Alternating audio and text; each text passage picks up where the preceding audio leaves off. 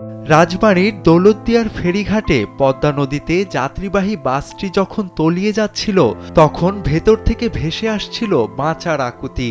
কিন্তু সেই আকুতি কেবলই আর্তনাদে পরিণত হয়েছে। দুর্ঘটনার পর উদ্ধার হওয়া মরদেহ এবং বেঁচে ফেরা যাত্রীদের ভাষ্যমতে, বাসের জানালায় থাকা স্টিলের মজবুত পাইপ সেদিন যাত্রীদের জন্য সাক্ষাৎ মরণ ফাঁদে পরিণত হয়েছিল। প্রত্যক্ষদর্শীরা জানান, বাসটি নদীতে পড়ে যাওয়ার পর ডুবে যেতে প্রায় কয়েক মিনিট সময় নিয়েছিল।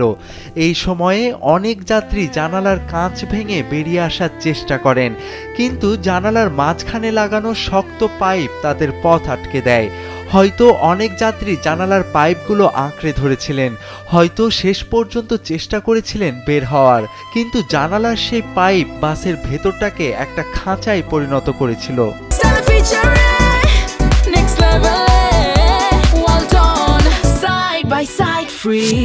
নিরাপত্তার দোহাই দিয়ে বাসের জানালায় এসব স্থায়ী পাইপ লাগানো আপৎকালে অত্যন্ত ঝুঁকিপূর্ণ হয়ে ওঠে।